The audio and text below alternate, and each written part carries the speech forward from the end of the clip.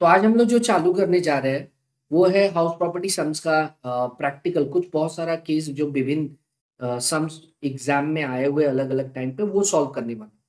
Provision house property से related सारा हम लोग कवर कर चुके हैं पहले ही, जैसे कि कैसे जीएवी निकालते हैं, कितने तरह के हाउस प्रॉपर्टी होते हैं, इस हेड में कैसे टैक्स दिखाना है, मतलब अगर आप लेट आउट किए तो क्या है, सेल्फ ऑक्यूपाइड माने खुद रह रहे तो क्या है, और या deem to be let out एक टॉपिक। तो सारे केसेस हम लोग कवर किए, standard deduction, interest on loan. अभी हम लोग सम्स करेंगे और वो सारे प्रोविजन जो आते जाएंगे हम वो दोहराते जाएंगे, जिससे कि आपका रिकैप भी होते चला जाए। तो अलग अलग कुछ सम्स हैं, चलिए बनाना चालू करते हैं। जिसमें से पहला सम्स है 1 number. Sarju is the owner of two house property in Kolkata. From the following particulars of house, compute his income from house property. उसके पास दो हाउस प्रॉपर्टी है कोलकाता में। हमें बोल रहा है कि उसका इनकम फ्रॉम हाउस प्रॉपर्टी निकाल लें, assuming he has opt for old tax regime. ठीक है, अब एक छोटा सा इसको प्रोविजन कवर कर लेते हैं कि ओल्ड और न्यू में क्या है। देखिए, न्यू टैक्स रिजीम का सेक्शन है सेक्शन 115 बी ए सी। अगर एसएससी ये सेक्शन ऑप्ट करता है तो सेल्फ ऑक्यूपाइड प्रॉपर्टी के केस में जो interest on loan self occupied property में एनएवी ऑलवेज नील होता है। एनएवी नील होता है और interest on loan he allowed होता है अप टू 2 लाख और 30,000। कंडीशन के ऊपर डिपेंड करता है, कुछ कंडीशन ओके हम लोग कवर किए। ठीक है, ये नहीं मिलता है, इंटरेस्ट ऑन लोन नहीं मिलता है अगर आप न्यू ऑप्ट करते हैं। तो सम्स में यही होगा कि अगर आपको न्यू बोला होगा तब फिर आपको ये ध्यान, बाकी सारे प्रोविजन सेम है। हाउस प्रॉपर्टी का ओल्ड और न्यू से कोई लेना देना नहीं है, आप ऑप्ट करते तो हाँ, इंटरेस्ट ऑन लोन जो सेल्फ ऑक्यूपाइड प्रॉपर्टी में मिलता है वो न्यू फॉलो करने पे, मतलब सेक्शन 115 बीएसी फॉलो करने पे नहीं मिलेगा अगर आप वो ऑप्ट करेंगे तो। ठीक है, तो ये था रेलेवेंट प्रोविजन इससे रिलेटेड जो कि हम समझा दिए। आगे बढ़ते हैं। मिस्टर ए के पास, सॉरी मिस्टर सरजू के पास दो हाउस प्रॉपर्टी है, house A and house B. House A क्या बोल रहा है, let out to an employee of the business of Sarju at a ₹5,000 per month which is necessary for the business purpose of business. देखिए, ये let out employ को किया है ₹5,000 per month, लेकिन बिजनेस पर्पज के लिए, अपन जो कि उसके बिजनेस पर्पज के लिए नेसेसरी, यानी ये सेल्फ ये पीजीपीपी हेड में चला जाएगा। मतलब हम लोग ये भी इसका क्या सेक्शन था वो समझ लेते हैं। चार्जेबिलिटी में बताया हुआ है कि चार्जेबिलिटी वाला जो सेक्शन है वो ये बताता है कि कोई भी income PGB sorry house property head में टैक्सेबल कब होगा। 3 कंडीशन था, वो क्या क्या था। There must be house property, assessee must be owner of such house, and the property shall not be use for own business and profession. तो यहाँ पर ये खुद के बिजनेस और प्रोफेशन के लिए यूज कर रहा है, ठीक है ना।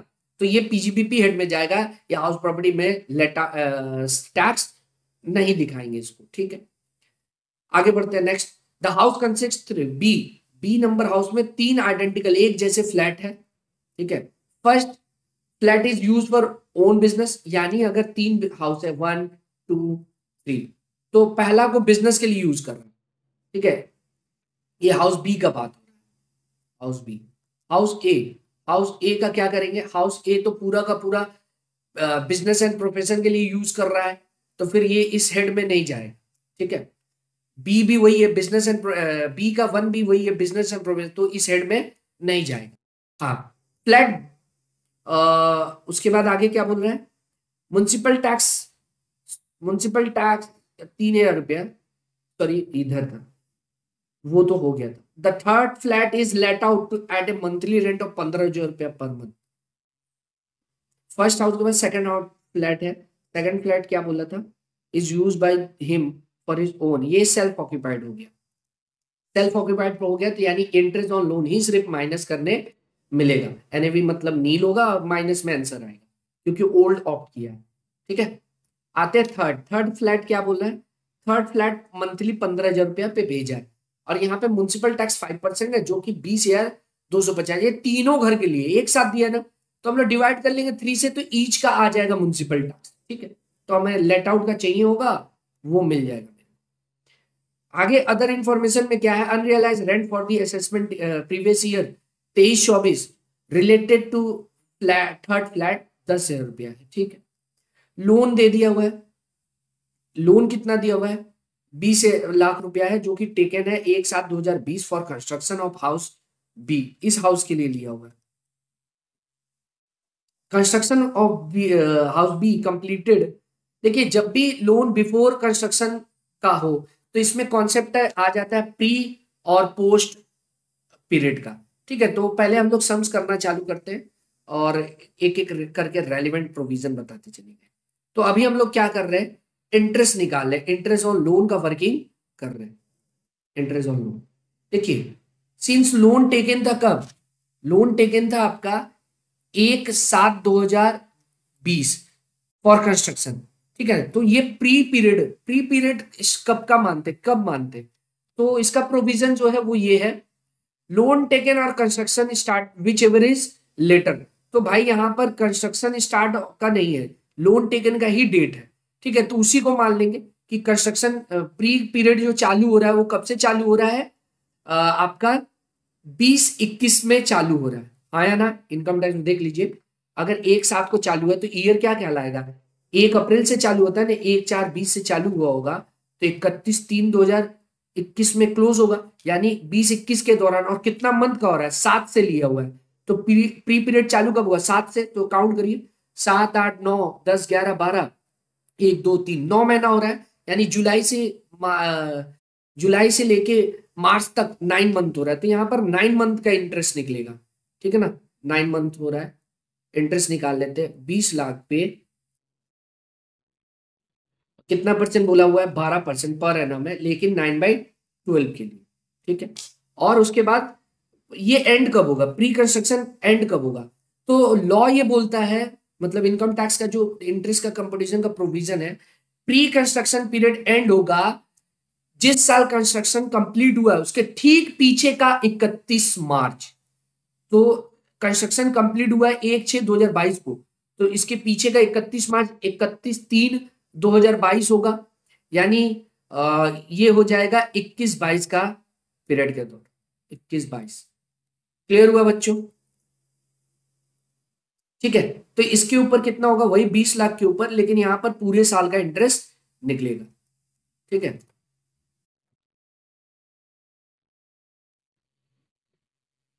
एक बार कैलकुलेशन कर लेते हैं। तो 9 मंथ का हो रहा है 1,80,000 और 12 महीना का हो रहा है 2,40,000, ठीक है।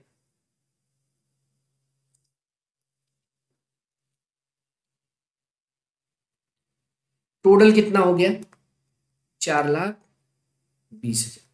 देखिए प्री कंस्ट्रक्शन का पीरियड का जो इंटरेस्ट होता है वो 5 इक्वल इंस्टॉलमेंट में during post construction period allowed होता है।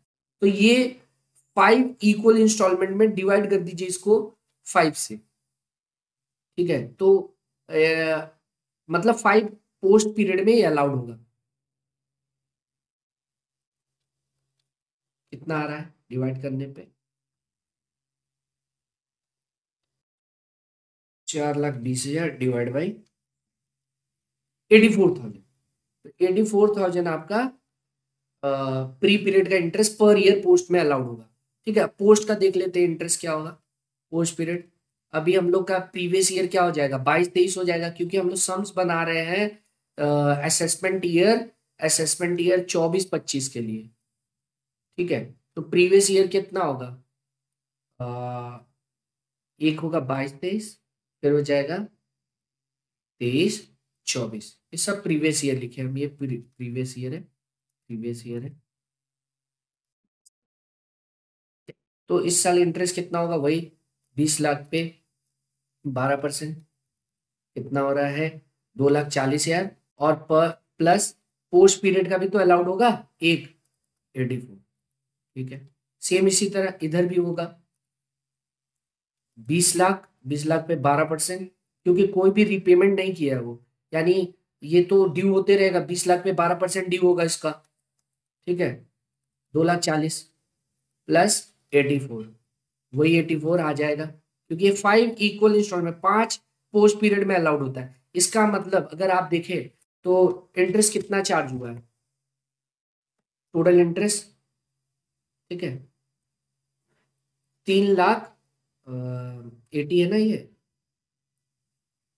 24, 3,24,000 टोटल इंटरेस्ट आ रहा है, ठीक है। तो हमारा ये प्रीवियस ईयर है, तो इसी प्रीवियस ईयर में कितना हुआ, 3,24,000, ठीक है। 3,24,000 ये तो सारे घर के लिए ना, हाउस बी के लिए बोला है, तो हाउस बी में तो 3 फ्लैट है, तो ईच फ्लैट के लिए कितना हो गया, ठीक है ना। तो हम लोग total interest on loan house B कितना आ रहा है, 3 लाख, therefore ईच फ्लैट कितना हो जाएगा, 3,24,000 अगर ती, तीनों के लिए डिवाइड कर दीजिए तो आ जाएगा 3,24,000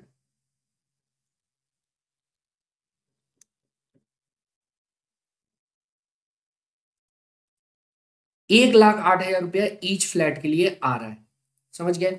अब सम्स में आगे बढ़ते हैं, हमारे पास इंटरेस्ट आ चुका है। अब जब सम्स करेंगे, ये वर्किंग कर लिया हम लोन से रिलेटेड। अब आगे बढ़ते हैं हम लोग एक एक करके सारा इंफॉर्मेशन।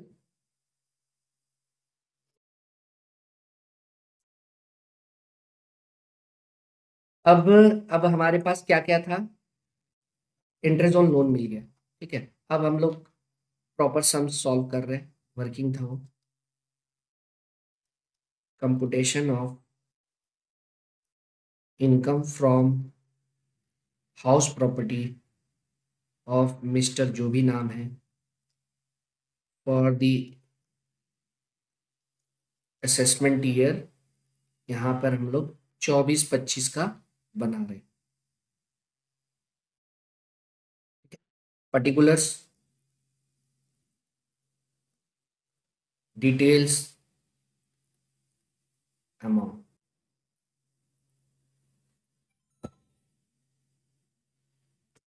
सबसे पहले देखिए, हम पहले ही डिस्कस कर चुके थे कि ये दो हाउस वन ए, सॉरी हाउस ए, ये तो टैक्स होगा ही नहीं पीजी हाउस प्रॉपर्टी हेड में, क्योंकि ये ओन बिजनेस के लिए यूज हो रहा है, ठीक है। और हाउस प्रॉपर्टी बी में आपका 3 फ्लैट है, 3 में से एक तो ओन बिजनेस के लिए यूज हो रहा है, तो वो भी नहीं होगा।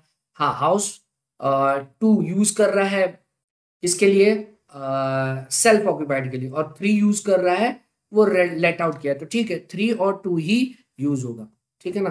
तो अब हम लोग सम्स में आगे बढ़ते हैं। हाउस बी पहले लेट आउट वाला करते हैं। लेट आउट क्या है, तो लेट आउट में हम लोग को सम्स में कंपेयर करना पड़ता है, जीएवी निकालना पड़ता है। अब उसका भी वर्किंग कर लेते हैं, ठीक है। हम लोग यहाँ पे वर्किंग कर रहे हैं कैलकुलेशन ऑफ जीएवी का। जीएवी का रूल ये है कि gross municipal value, fair rent, standard rent को मद्देनजर रखते हुए रीजनेबल अर्निंग निकालेंगे, actual rent minus unrealised rent करेंगे, A R minus U R, ठीक है। तो इन दोनों में जो हायर होगा इनमें, और इसमें जो हायर होगा वो यूज करेंगे, जीएवी ले लेंगे, ठीक है। तब हम लोग डेटा निकालते हैं प्रॉपर्टी, हाउस प्रॉपर्टी 2 के लिए क्या क्या हमारे पास है, मतलब हाउस बी के लिए, बी का 3 जो लेट आउट किए, 15,000 रुपया पर मंथ है। तो यहाँ पर तो एक्चुअल रेंट मिल गया हम, ठीक है, और वैकेंट वैकेंट कुछ भी नहीं बोला हुआ है, तो कितना हो रहा है, 15,000 × 12, तो ये आ रहा है 1,80,000 एक्चुअल रेंट जो है। कैसे आया, 15,000 रुपया पर मंथ रेंट पे दे रहा है × 12, और सब में अनरियलाइज रेंट बोल के रखा हुआ है कितना रुपया, देखिए अनरियलाइज रेंट बोल रहा है, यही एडिशनल इंफॉर्मेशन में, कि अनरियलाइज रेंट था 10,000 रुपया थर्ड फ्लैट का, तो ठीक है, ये पार्ट आ गया। अनरियलाइज रेंट कितना दिया है हमारा, 10,000 रुपया, ठीक है। तो A R minus U R कितना आया, 1,70,000, हाँ या ना, क्लियर है ये, ठीक। अभी इधर के डेटा में आते हैं, हमारे पास जीएवी है या नहीं, जीएमवी सॉरी। तो ग्रॉस म्युनिसिपल वैल्यू तो नहीं दिया हुआ है, लेकिन हाँ म्युनिसिपल टैक्स दिया हुआ है 5%, ठीक है।